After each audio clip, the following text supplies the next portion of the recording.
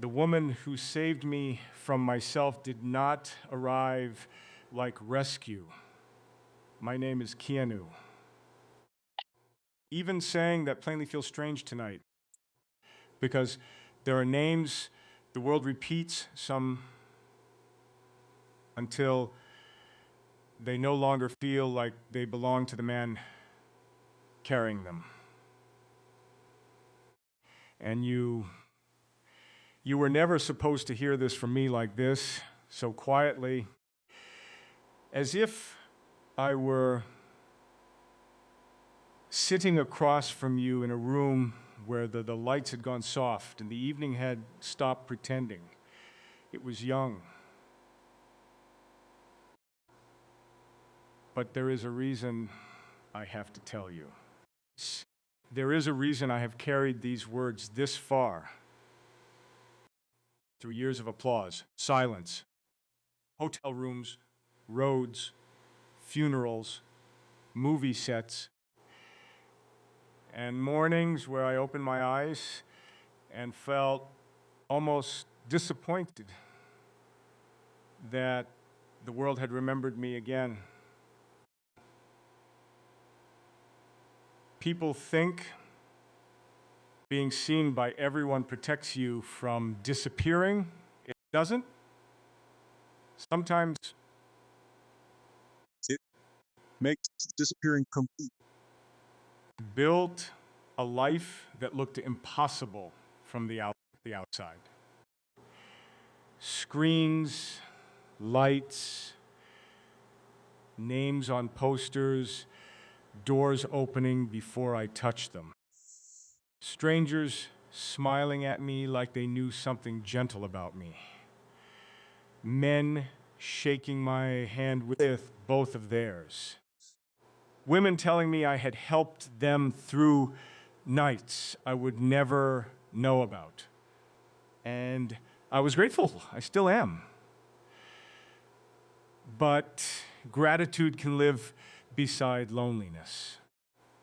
That is one of the things nobody tells you when you are young and still believe success will arrive with warmth in its pockets.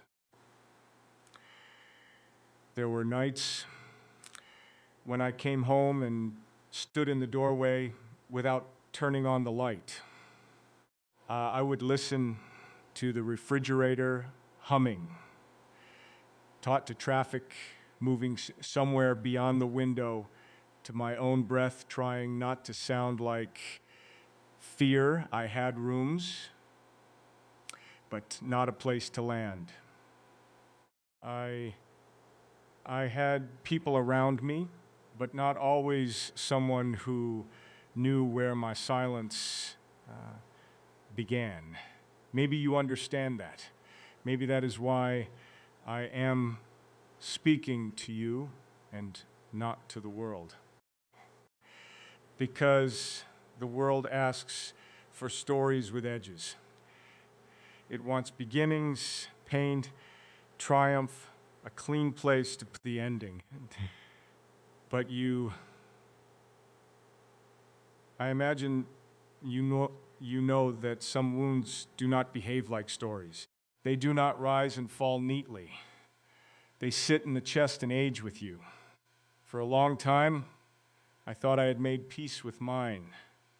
That was the lie I kept polished. I told myself I was simply private, that I was peaceful, that I had learned to let life pass through my hands without trying to keep it. I mistook numbness for wisdom. I mistook distance for kindness. I mistook surviving for being whole. And then one evening, something broke so softly that no one else noticed. I was in a quiet room after another public thing, another night where people had clapped and cameras had flashed and someone had called my name from behind a rope. I remember the air outside was cold enough to make my fingers ache. I remember seeing my reflection in a dark window and not recognizing the man looking back, not because he looked old, because he looked absent. That was the moment I admitted something I had avoided for years. I was not tired from work. I was tired from being unreachable. I had spent so much of my life trying not to burden anyone with the weight of me that I had become a man even could not easily find. I had made myself gentle, useful, polite, grateful, quiet. But somewhere beneath all that, there was still a boy standing in the doorway, an empty room, hoping someone would turn around and say, "I see you. Stay." I did not say this aloud then. I only stood there with my hand against the glass, feeling the cold pass into my skin, and somehow, without knowing your name yet, I thought of you. Not as a face, not as a promise. More like a warmth I had no right to expect. A presence moving somewhere through the same wounded world, carrying her own unsaid words, maybe looking through her own window, maybe wondering time had already taken too much. I wondered if a life could still open after so many closed doors. I wondered if two people could meet late and still feel early to each other. I wondered if there was a kitchen somewhere with morning light across the floor and your hand reaching for a cup beside mine and no one performing, no one leaving, no one needing to be saved because both of us had finally stopped pretending we were not lost. But I am getting ahead of myself. That eats future, if it exists, is not something I can hold yet. A small fog of hope appearing and fading while the night waits outside. Still, I need you to know this first. Before I ever found you, I had already begun to vanish. And somewhere in that darkness, a door I could not see had started to open. The woman who saved me from myself had to meet the man I had become after everyone else had applauded him. My name is Keanu. I say it again because some nights I have to remind myself there is a person beneath the name, someone with hands that shake when no one is watching. And you, whoever you were then, moving somewhere beyond the reach of my quiet life, I need you to understand that I did not arrive whole. I did not even arrive honest. That is why this story has to be told.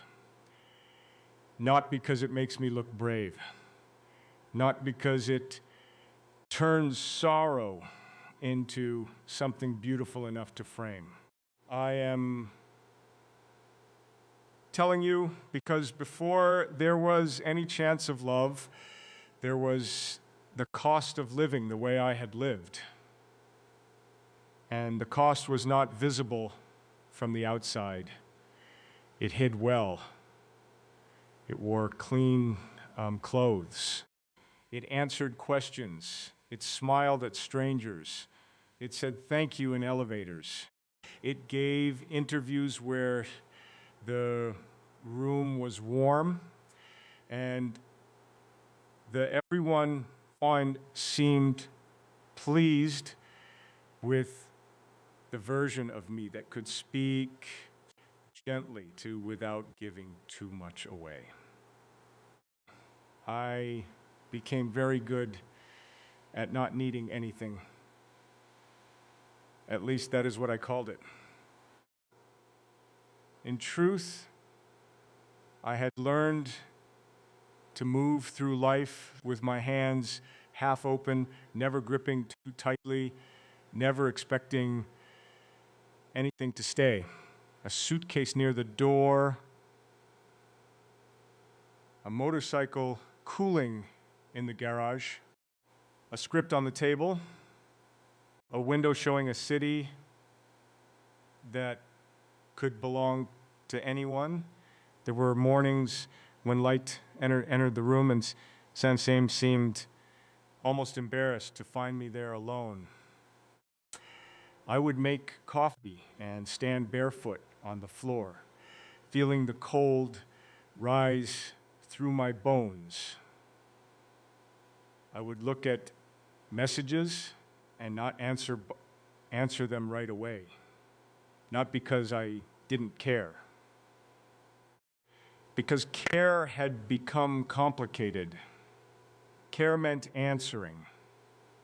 Answering meant being reachable. Being reachable meant someone might hear the hollowness if I spoke too long. So I kept things brief. I kept myself brief.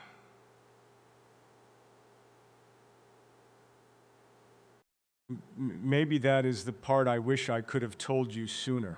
I had not only lost people, I had lost the instinct to reach. There is a strange discipline in loneliness.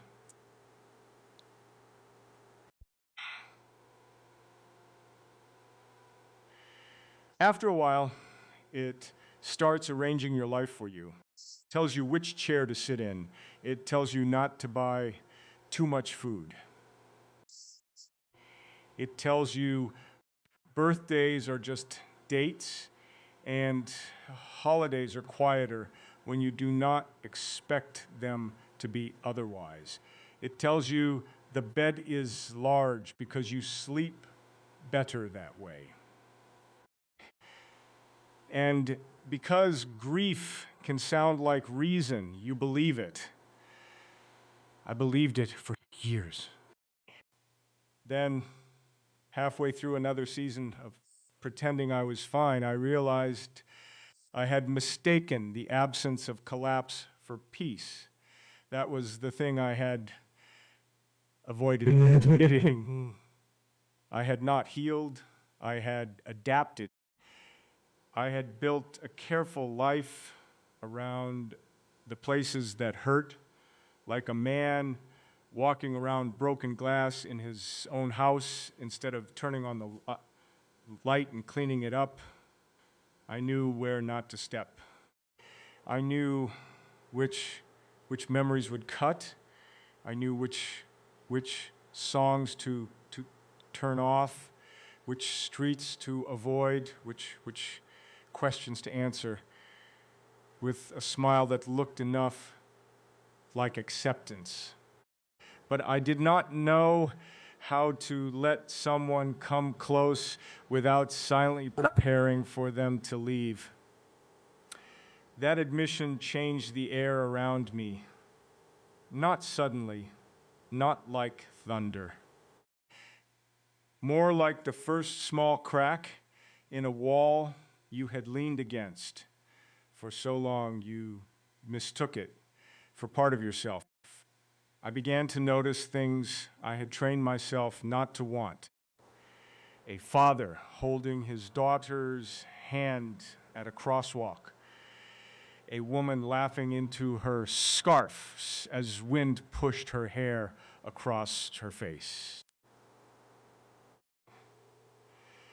An old couple sitting together without speaking, their shoulders almost touching, as if silence had become a room they shared instead of a room that separated them.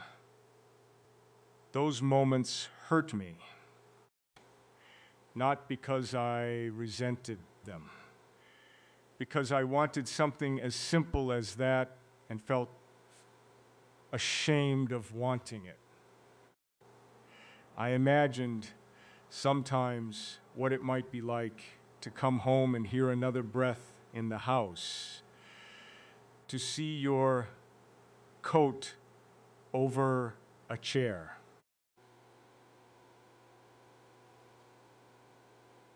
to find a book you had left open, face down, because you intended to return to it. That somewhere in the rooms of my life there was evidence that I was not only passing through. I imagined your voice in the morning, not saying anything extraordinary, just my name. Not the name shouted from a sidewalk, not the name printed on a poster, not the name spoken by people who knew my face before they knew my heart, just my name, ordinary and close. But I could not let myself hold that image for long. Hope had teeth then. It bit down whenever I reached for it. So I returned to the road, to work, to the discipline of motion.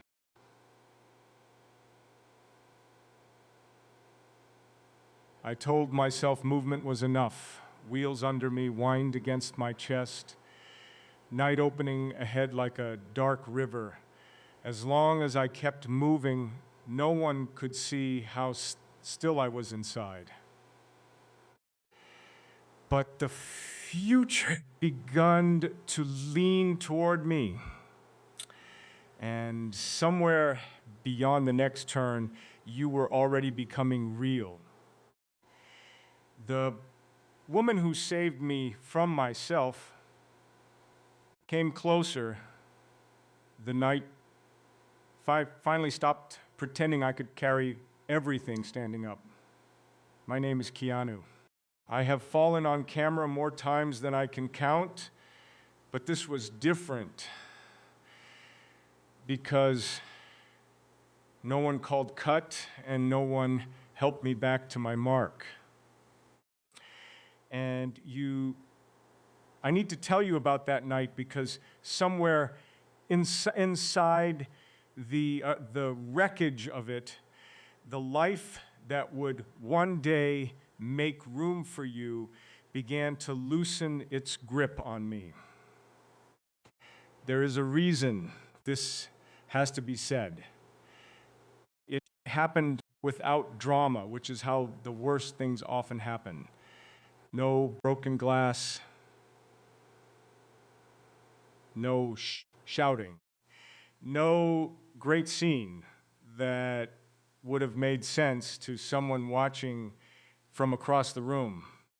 Just a man sitting alone after midnight, still wearing the clothes from the day, unable to move from the edge of a chair. The room was clean, too clean. There was a lamp near the wall, a glass of water I had not touched, a jacket folded over the back of another chair, as if someone more careful than me had been there before I arrived. Outside the window, the city kept breathing.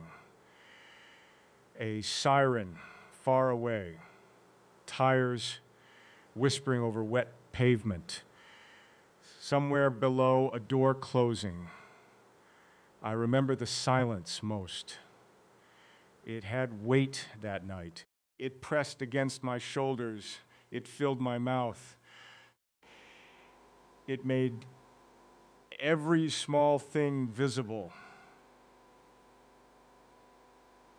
The dust in the light, the crease in my sleeve, the way my hands rested open on my knees like they belonged to someone waiting for judgment. I had spent the day being useful. That is what I called it when I kept moving, kept answering, kept making sure no one had to worry about me. I had learned that usefulness could disguise a wound better than pride ever could. If people needed you, they did not always ask whether you were vanishing. They thanked you instead. And I loved them for it. That is the painful part. None of this came from ingratitude.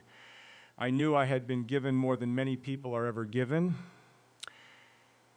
Work, shelter, respect. A strange kind of tenderness from strangers who carried pieces of me in their memories. But love from far away cannot hold your head when the room tilts. That night, the room tilted. Not outside. Inside. A thought came quietly, and once it arrived, I could not send it away. No one is coming because you taught them not to. I sat there for a long time after that. The sentence did not accuse me. It simply told the truth. I had trained people to believe I was fine. I had made an art of lowering expectations around my heart. I had made my grief polite enough that it would not inconvenience anyone. I had answered concern with softness. I had turned away before anyone could see the need in my face. And then I wondered why the house stayed empty. That was the thing I had refused to admit. I had not only been abandoned by loss, I had participated in my own loneliness. The moment I understood that, something in me gave way, not loudly, not beautifully. I did not break like a hero in a story. I bent forward with my elbows and covered my face like an old man who had finally run out of ways to remain dignified. I thought of all the words I had swallowed. I miss you. Please stay. I am not as strong as you think. I do not know where to put all this love with nowhere to go. There are words that do not disappear when you refuse to speak them. They gather, they settle in the body. They become the ache behind the ribs, the tightness in the throat, the throat, the pause before answering an ordinary question. Maybe you had your own unsaid words then. Maybe you were somewhere under a different ceiling, carrying a private sorrow, with the window open, letting cold air touch your face because it was easier than crying. Maybe you had also learned to be composed while something inside you knocked softly, asking to be let out. I did not know you yet. But in that room, for the first time in years, I allowed myself to imagine being found not by applause, not by admiration, not by someone needing a version of me, but by a woman who could sit beside the broken part without trying to make it entertaining. I imagined you there in the quiet, not fixing me, just staying. Maybe your hand would rest near mine before it touched. Maybe neither of us would speak at first. Maybe the room would still be heavy, but the heaviness would stop being mine alone. I feared that kind of tenderness more than pain then, because pain was familiar. Tenderness required trust. Tenderness could leave. So I did not reach for it yet. I only breathed once, then again, as if of learning the act from the beginning. Outside, the wet street held the reflection of a single yellow light. The woman who saved me from myself began as an ache before she ever became a person. My name is Keanu.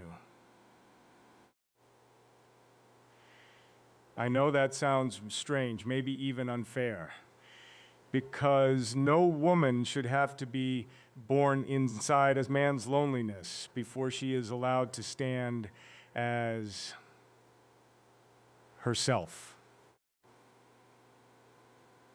And I need you to hear this gently, because I am not saying I imagined you into being. I am saying something in me had already started reaching for you long before I knew where to place my hand. That is why this part matters. After the night in the quiet room, I did not suddenly become open. Men like me do not change because of one honest moment.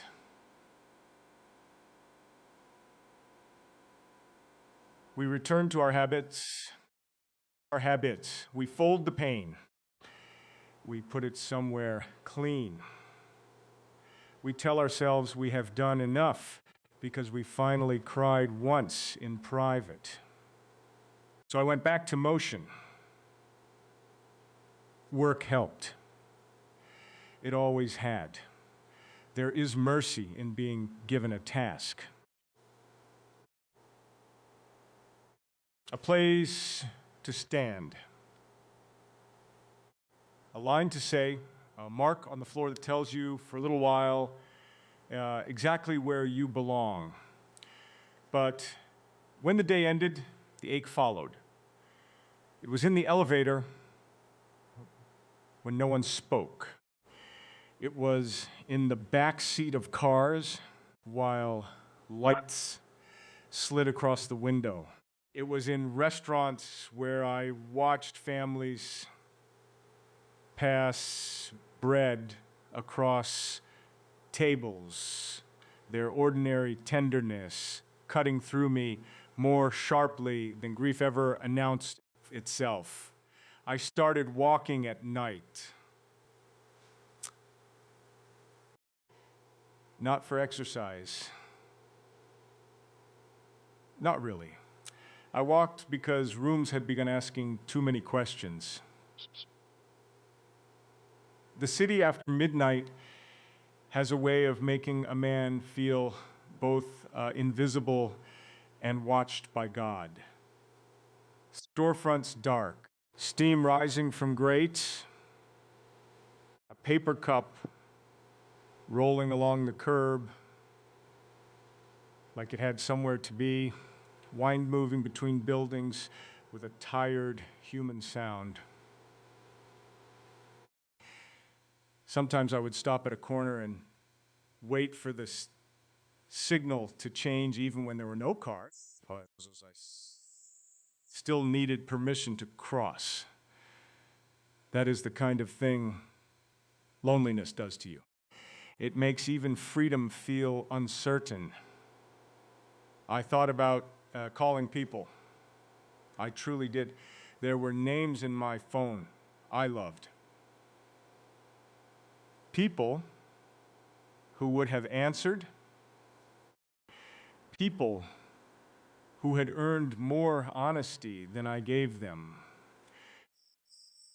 Time my thumb hovered over a name, shame entered the room.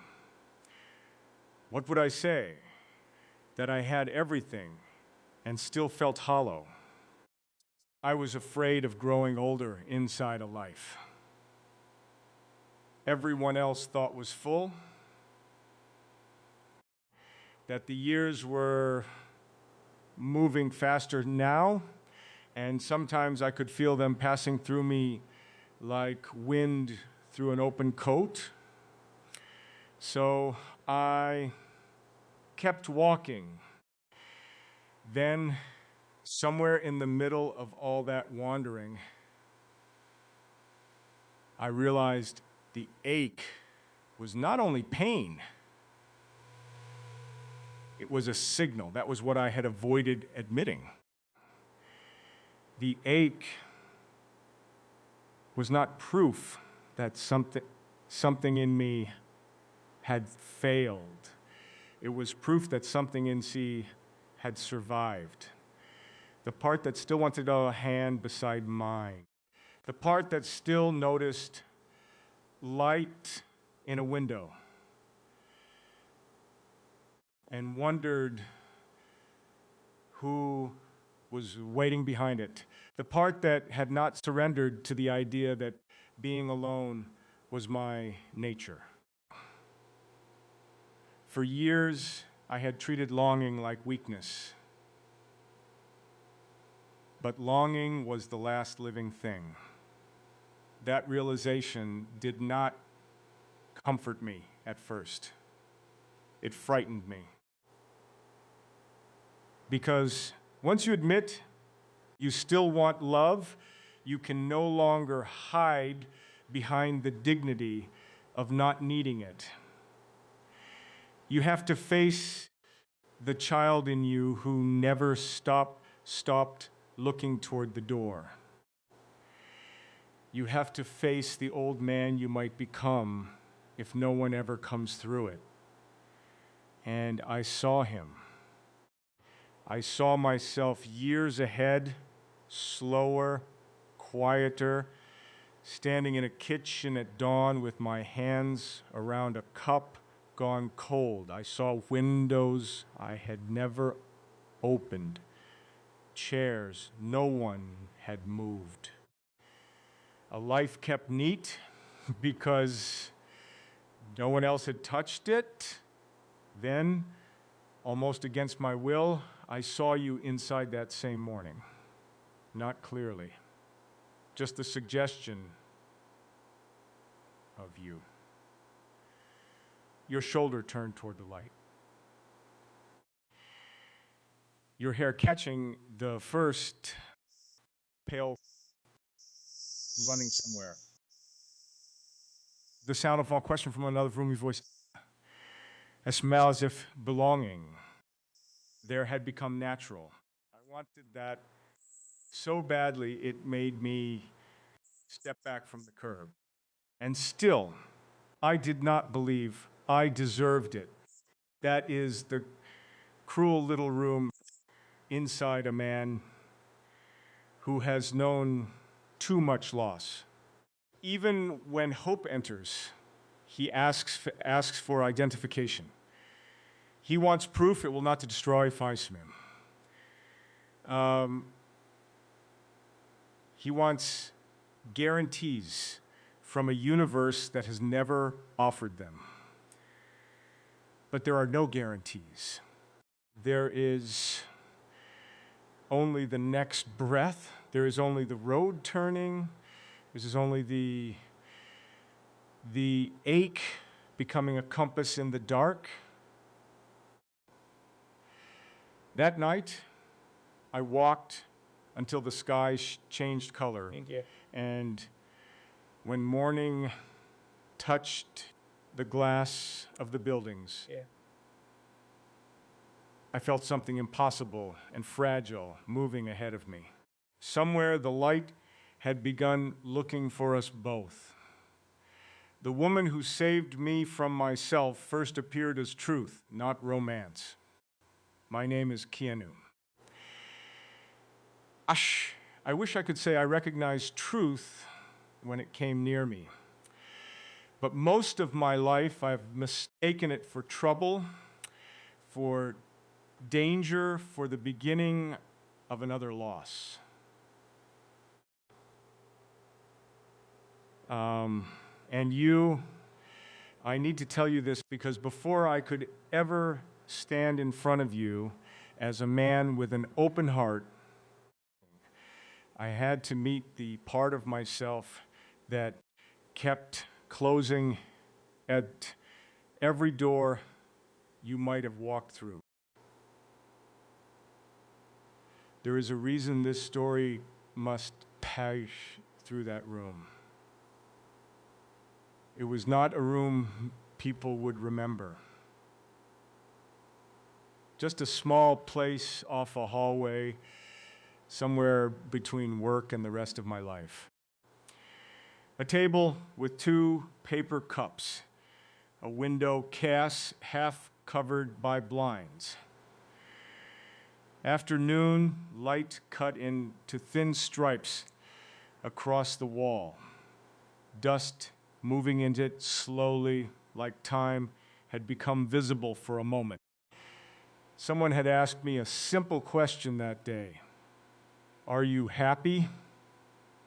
Not cruelly, not publicly, not as a trap, just softly, almost carelessly, the way people sometimes ask the only question that matters without knowing they have placed their hand on the locked door.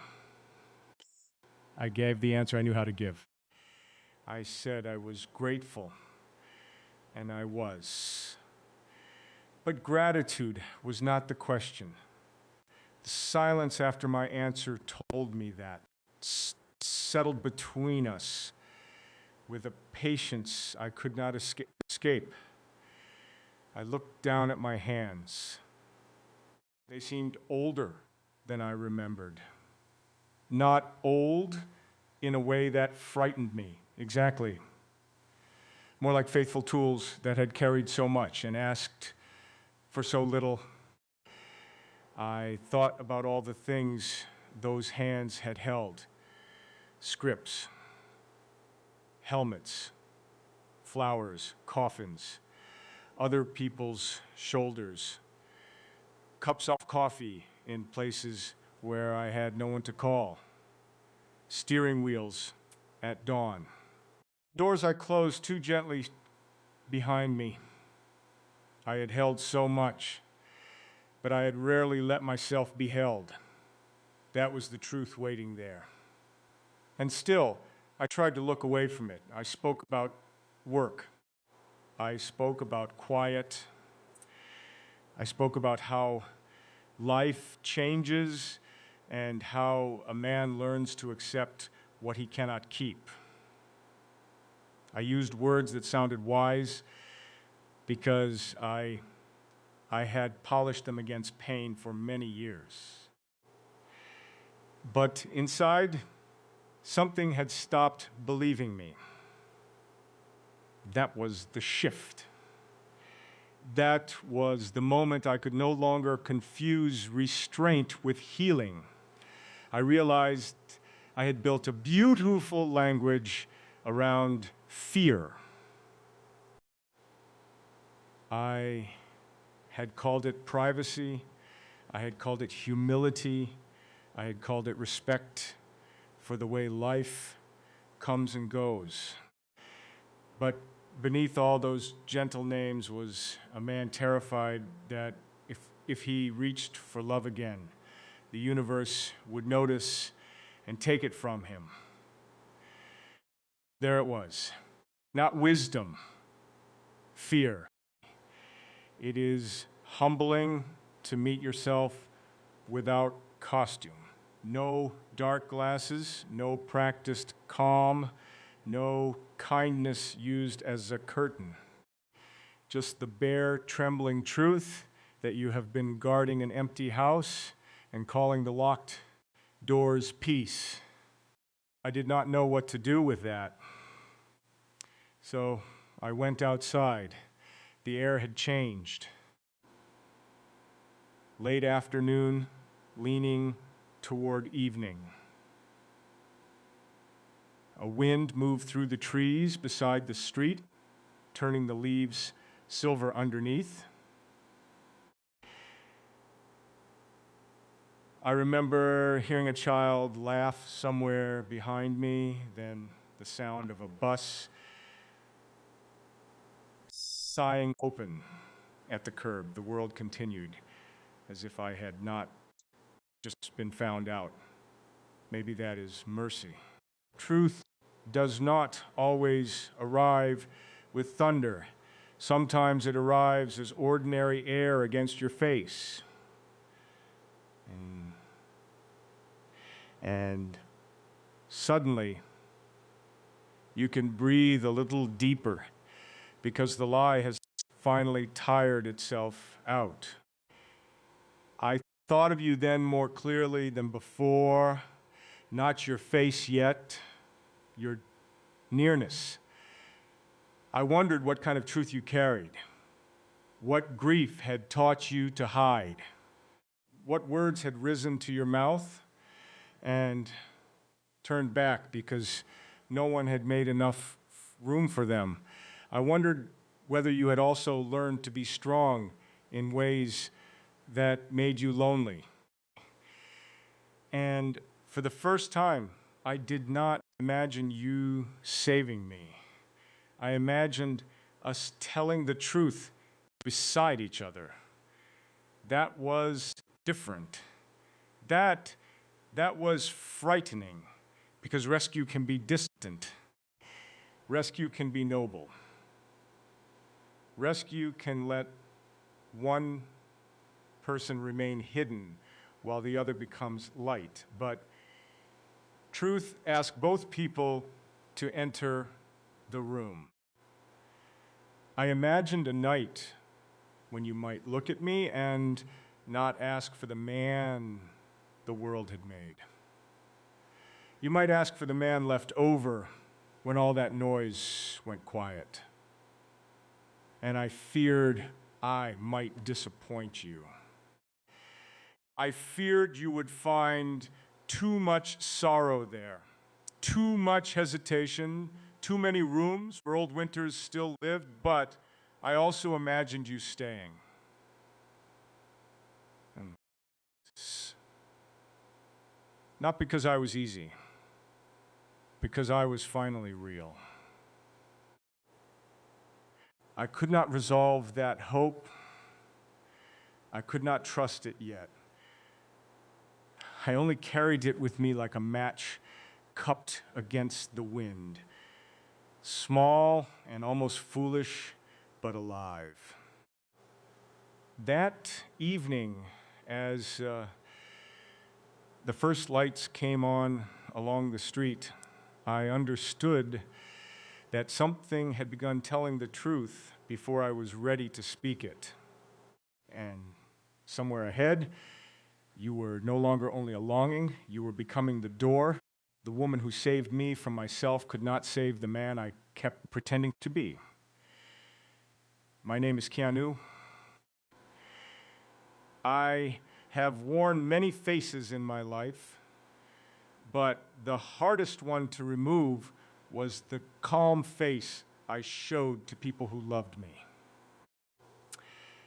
And I need you to know this part before I speak of anything tender, because tenderness cannot enter where a man is still hiding from himself. That is why I have to tell it here. After truth came near me, I thought the next step would be simple, not easy, maybe, but simple. A door had been named. A fear had been seen.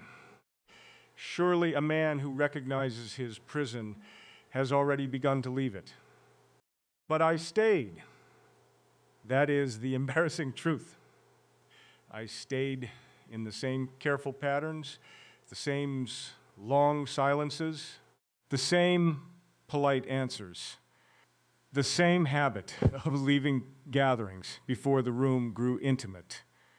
I could speak with strangers for hours and still avoid the one sentence that might have freed me. I am lonely. Such a small sentence, 4 words, and yet for years it felt heavier than any body I had carried on screen, heavier than any grief I had tried to fold quietly into the back of my life. I could say other things. I could say I was tired. I could say work had been full. I could say I was taking time. I could say I enjoyed solitude. And sometimes all of that was true. But truth can be used to protect a deeper lie. One night, I sat at a kitchen table while rain moved softly against the window. The house was dark except for the light above the stove. It made the room look smaller than it was, or maybe it only showed me how small I had made myself inside it. There was a bowl on the table, a spoon beside it, and unopened things. But ordinary things become witnesses when a man has no one to speak to. I remember touching the edge of the table, feeling the grain of the wood beneath my fingers. I remember listening to the rain and thinking how strange it was that the world could sound so alive outside while I sat there unable to ask for anything. And then, very quietly, I understood something I had spent decades avoiding. I was afraid that if someone truly saw me, they would not find enough there to love. Not the name, not the work, not the stories people had made around me. Me, the man at the table, the aging man, the uncertain man, the man who sometimes woke with old grief in his mouth and did not know what to do with the day. The man who had given so much of himself to images that he sometimes wondered what remained when the screen went dark. That realization did not make me noble. It made me ashamed. I had thought my silence protected others. I had believed I was sparing people the weight of my sorrow. But there, with the rain on the glass and the cold light over the stove, I saw the smaller truth beneath it. I was protecting myself from the possibility of being known and still not chosen. That was the wound inside the wound. I sat with it for a long time. I did not try to soften it. I did not turn it into philosophy. I let it sit across from me like a guest I had been avoiding. The air felt cooler.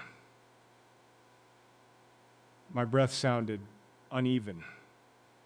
Somewhere in the house, wood settled with a small creak, as if even the walls were tired of holding themselves together. And then I thought of you. Not as someone who would fix this. That fantasy had already begun to lose its innocence. I thought of you as someone I might have to face, honestly. A woman with her own history. her own weather, her own reasons to hesitate before trusting a man who had made distance look like kindness. I imagined you sitting across that table, your hands wrapped around a cup, watching me, not cruelly but clearly.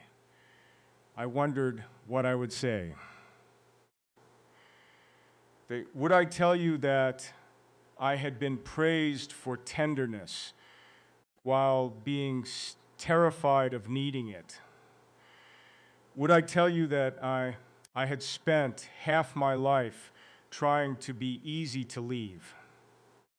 Would I tell you that beneath all my quiet acceptance, there was still one simple longing, almost too human to admit? I did not want to die unseen, not by the world. The world had seen more than enough. I mean, unseen in the only way that matters. Unseen at breakfast. Unseen in sorrows. Unseen in the hour before sleep when a man stops performing even for himself. Unseen and by the one person who might touch his face and know he was still here. For a moment, I let the future come near. I saw you moving through the kitchen in morning light. I saw 2 cups on the counter instead of 1. I saw the small disorder of a shared life, your book beside my keys, a scarf left on a chair, your voice calling from another room, as if the house had finally learned a second heartbeat. But I could not claim it. Not yet. Hope stood at the edge of the room, and I was still learning how to look back without turning away. That night, the rain kept falling, and for the first time, I let myself be the man who needed someone. The woman who saved me from myself became possible the first morning I stopped apologizing for wanting her. My name is Keanu. That sentence still feels almost too naked to say, because wanting something at this age can feel like standing in the open with old scars showing. And I need to speak to you carefully here, because this was the place where hope first touched my life, and I almost pushed it away. There is a reason I have to tell you. It was early, too early for the world to have put its face on. The sky outside the window was pale and undecided. A thin blue light resting on the rooftops. I had slept badly, the kind of sleep where the body lies down, but the soul keeps walking through locked rooms. I woke before the alarm. For a while, I did not move. The room was quiet in a way I knew too well. The chair near the wall, the folded shirt, the half-open curtain, the faint sound of a truck somewhere below, has everything in its place, untouched by anyone else. Obedient to the small loneliness I had mistaken for order. But something was different. Not outside, inside. The need was still there, but it was no longer begging to be hidden. I sat up slowly, feeling the stiffness in my back, the weight of years in my shoulders, the strange humility of being alive long enough to know that time does not wait for a man to become brave. It simply passes whether he tells the truth or not. I thought of all the mornings I had spent. I was content with less closeness, less asking, less being known, less chance of having something precious enough to lose. And then I thought of you. Again, not as someone I owned in imagination, not as an answer already written, but as a possibility moving somewhere in the same morning. A woman with her own window, her own breath, her own private negotiations with hope. Maybe you were pouring coffee. Maybe you were standing barefoot on a cold floor. Maybe you were wondering whether love had passed you by or whether it was only late. That thought stayed with me. Late. Not gone. For years, I had treated late as a kind of failure. Late meant missed chances. Late meant the train had left, the door had closed, the photograph had already yellowed at the edges. Late meant I should be grateful for memory and stop reaching toward the future. But that morning, sitting in the pale light, I realized I had been wrong. Late can still arrive. That was the truth I had avoided because it frightened me more than despair. Despair asks nothing from you. It lets you sit in the same chair and call it wisdom. But hope asks you to stand. Hope asks you to risk appearing foolish. Hope asks an aging man to admit he still has something in him that can tremble. And I did tremble. Not visibly, perhaps. No one would have noticed. But inside, something unsteady opened its eyes. I had spent so long believing love belonged to other people's futures. Younger people, less wounded people.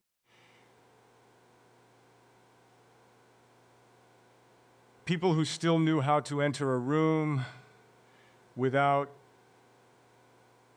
measuring the exits.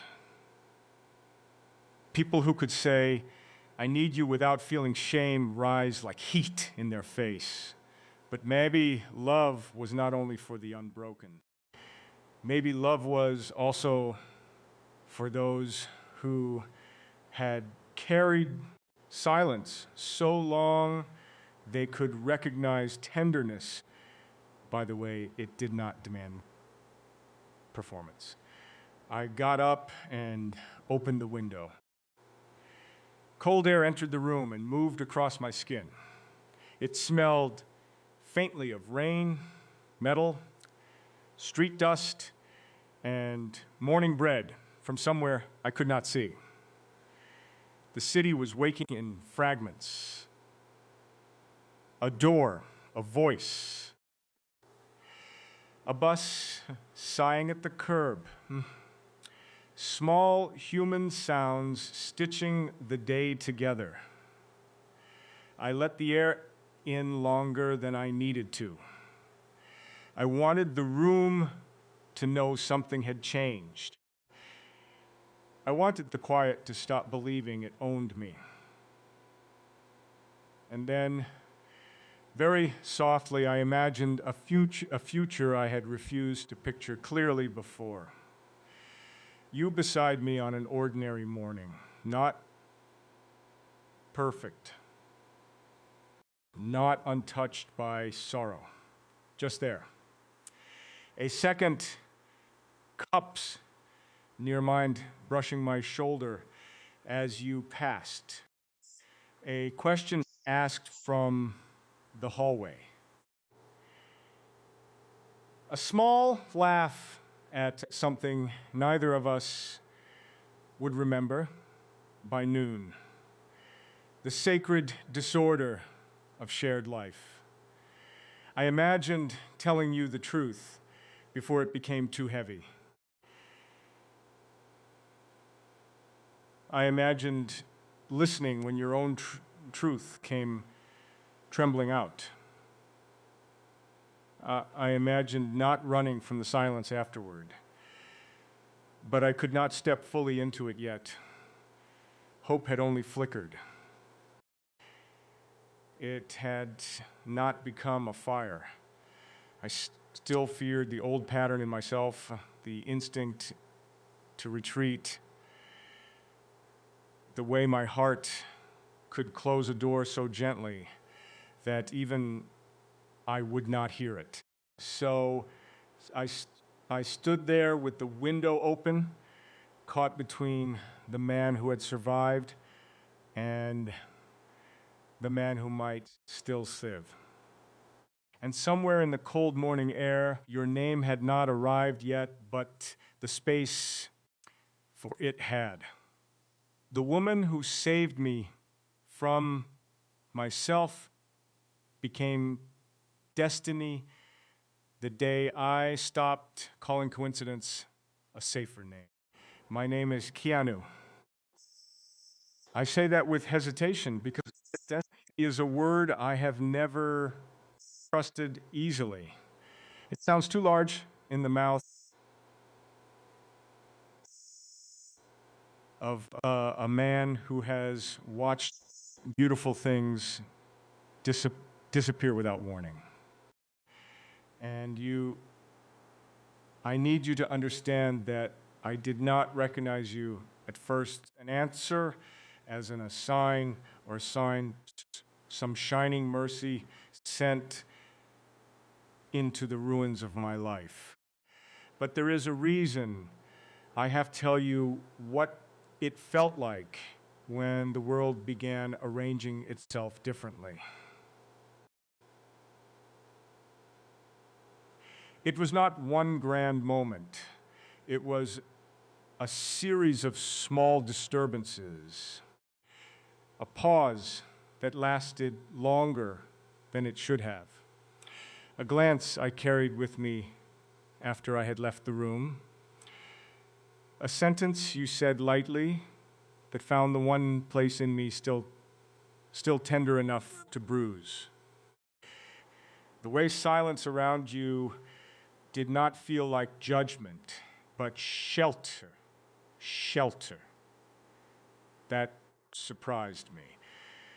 I had known many kinds of silence.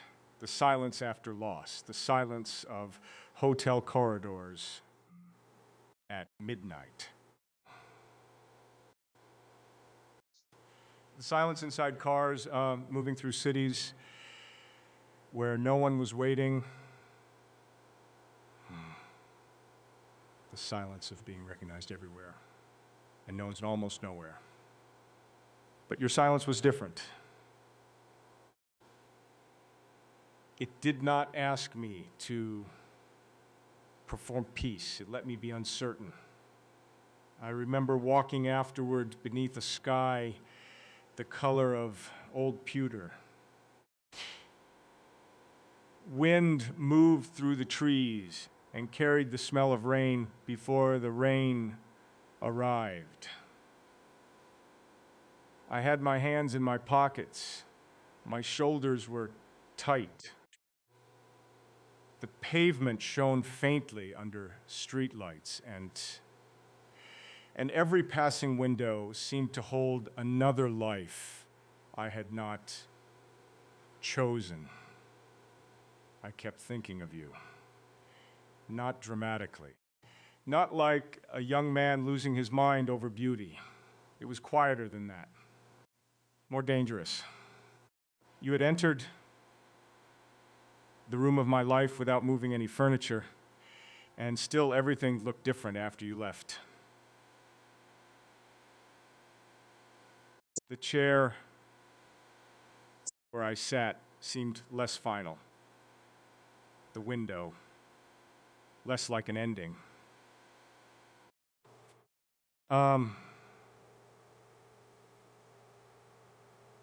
The air itself seemed to remember that someone had stood near me and had not asked me to become easier to understand.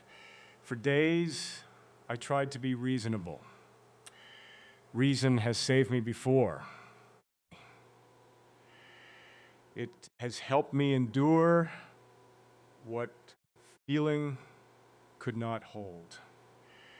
It has told me when to step back, when to be grateful, when to accept that longing can make a fool of a man.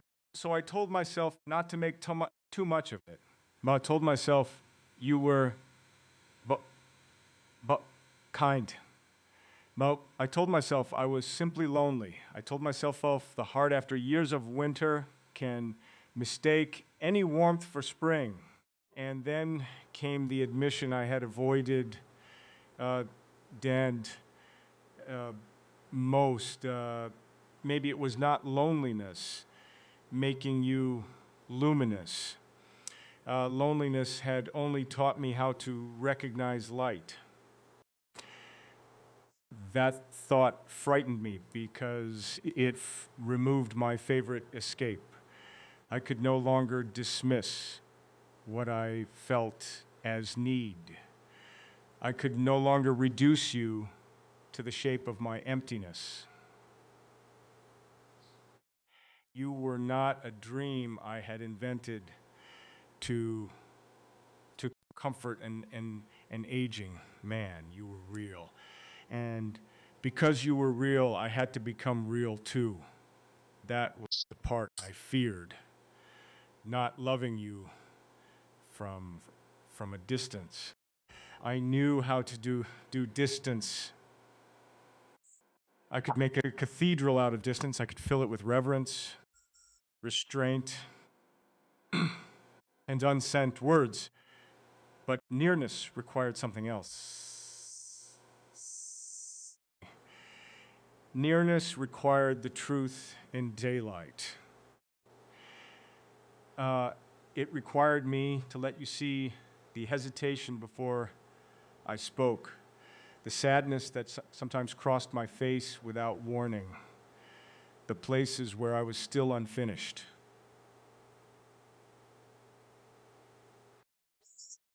It required me to risk being ordinary in front of you, not the man imagined by strangers, but the man who forgets where he put his keys, who stands too long at windows, who still has old ghosts seated quietly at the table. I wondered whether destiny might be less like thunder and more like being offered one honest chair beside another. I wondered whether God or grief or time or whatever mercy moves beneath the visible world had not brought you to rescue me, but to ask me whether I was willing to live unhidden. And for the first time, I wanted to say yes. I imagined a road ahead of us, not smooth, not bright all the way through. And there would be weather. There would be days when my silence frightened you, days when your sorrow reached for places I did not yet know how to touch. There would be misunderstandings, old fears rising, doors we almost closed. But I also imagined returning again and again to the kitchen, to the shared quiet, to your hand near mine, to the strange sacred work of choosing not to disappear from each other. Still, I could not name it yet. To name a thing is to invite loss to notice it. So I carried you carefully, like a flame in both hands, afraid of the wind and more afraid of living without it. That night, before sleep finally came, I looked toward the dark window and saw not my reflection, but a path beginning where the glass used to be. The woman who saved me from myself became an invitation before she ever became a promise. My name is Keanu.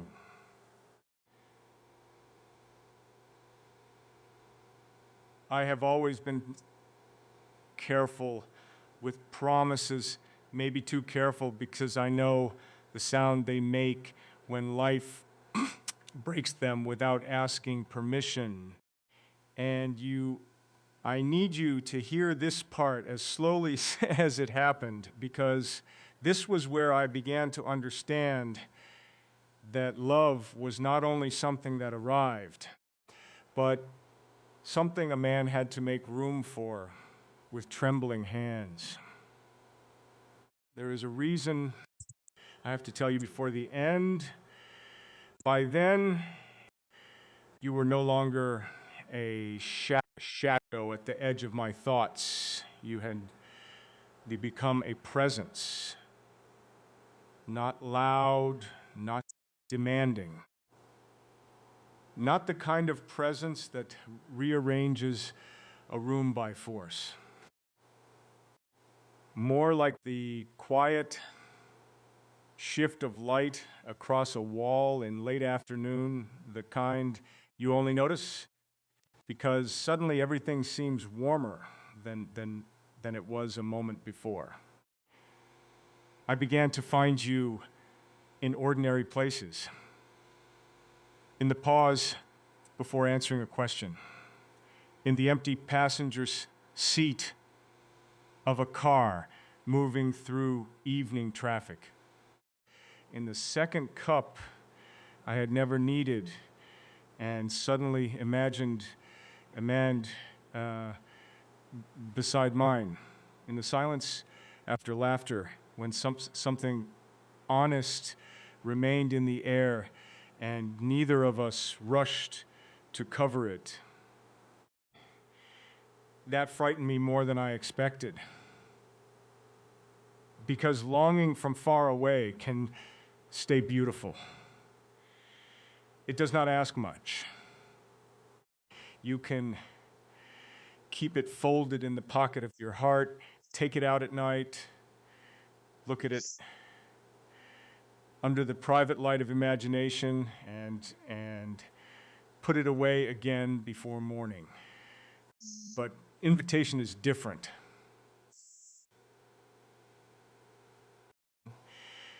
Invitation opens the door and waits.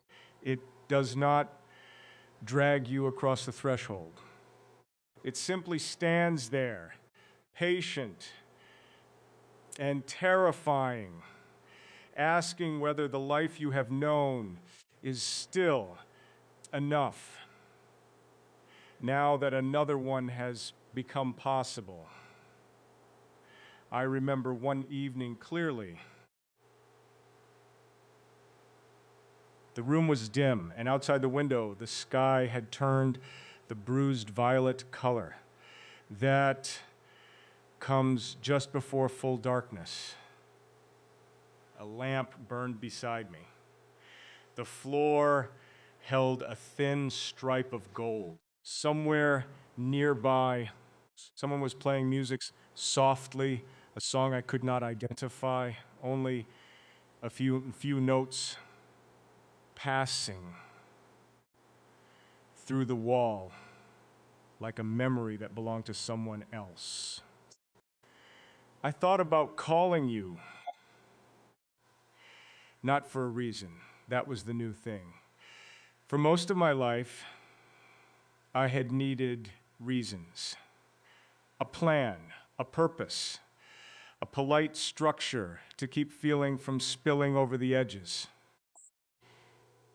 But that night, I wanted to hear your voice simply because the day had happened and I was still in it. Such a small desire, such a dangerous one. My hand rested near the phone for a long time. And then I realized what I had been doing all these years. I had been waiting until I was unafraid before I let myself live. That was the admission I had avoided. I had confused caution with reverence. I had told myself love deserved a man without fear, a man without ghosts, a man who could arrive clean and whole and certain. So I waited. I waited to be healed enough, brave enough, light enough, untouched enough by everything that had happened. But life had not asked me to arrive untouched. It had only asked me to arrive true. And the truth was this: I was afraid. I was aging. I still carried rooms inside me where winter had not fully ended. I still paused before joy as if joy might be a trap. I still listened for footsteps leaving even when someone was only walking closer. But I wanted you there, not as decoration to a life already complete, not as proof that sorrow had been defeated. As a living soul beside mine, with your own weather, your own history, your own stubborn light, not perfectly.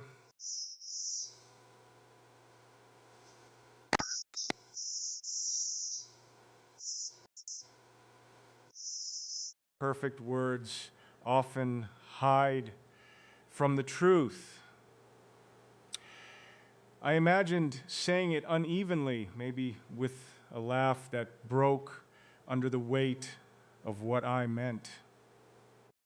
I imagined you looking at me, not saving me from the fear, but letting me have it without letting it rule the room.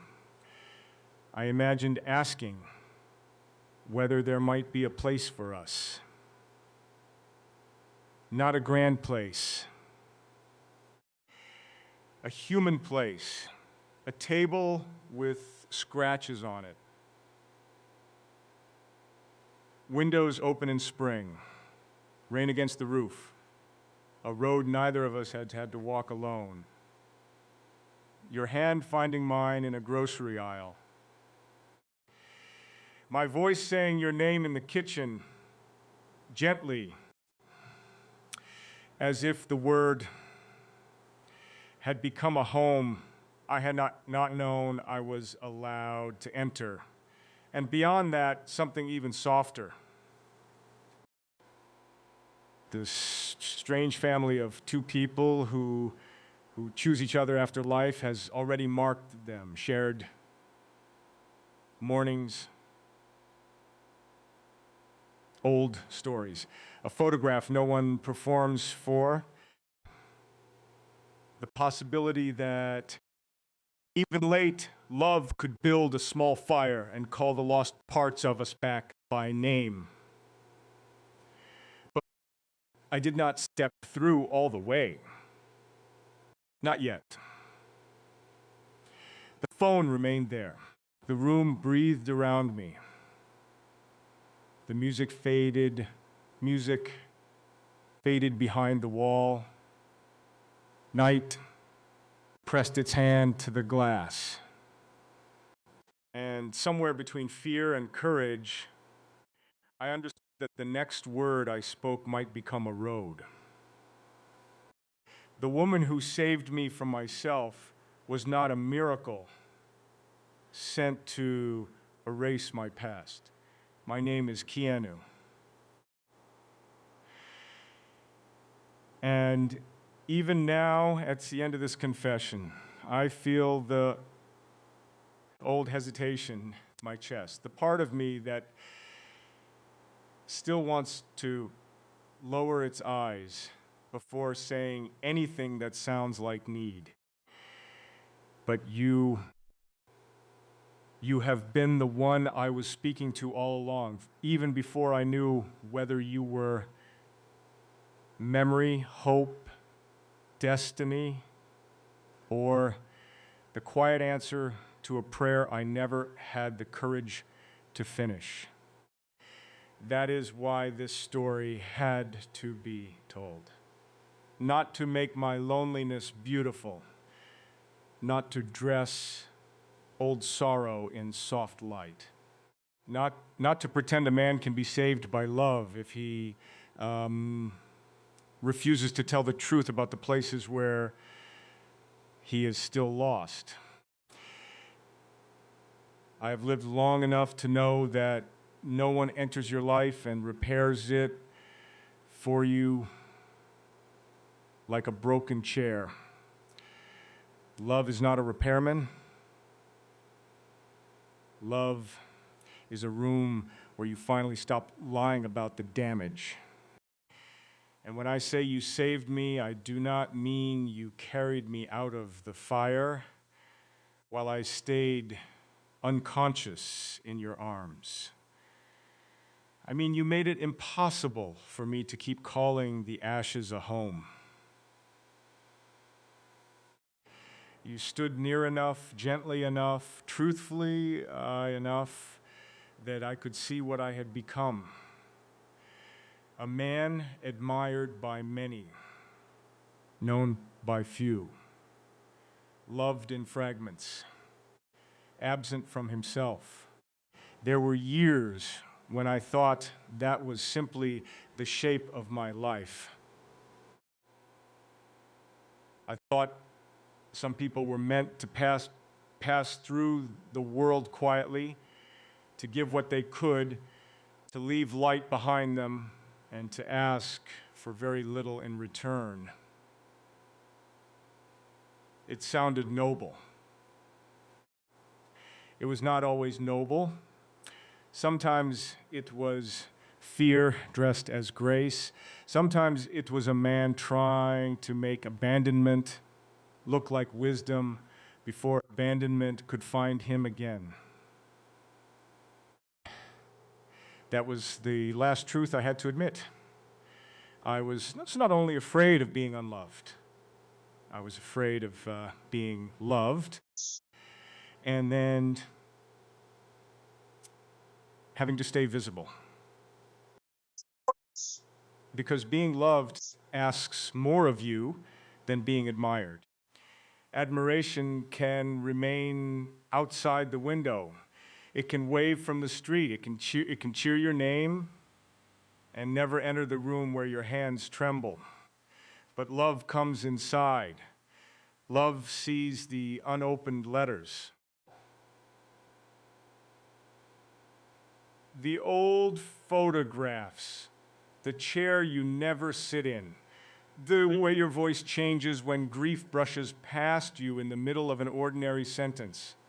Love asks where you hurt, and then it waits long enough for the real answer. You did that, not always with words, sometimes with silence, sometimes by not turning away. Sometimes by letting me be uncertain without making me feel small. You did not demand that I become young again, or untouched, or bright in a way I could no longer honestly be. You let me arrive late. And somehow, late became holy. I began to imagine a life that did not need to be extraordinary to be sacred. Morning light on a table, your hand resting near mine. Rain against a window while neither of us hurried to fill the quiet. A walk taken slowly because time had already taught us what running cannot save.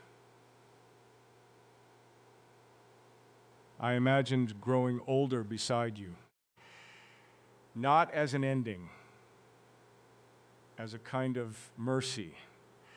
There would be days when the past returned. I know that.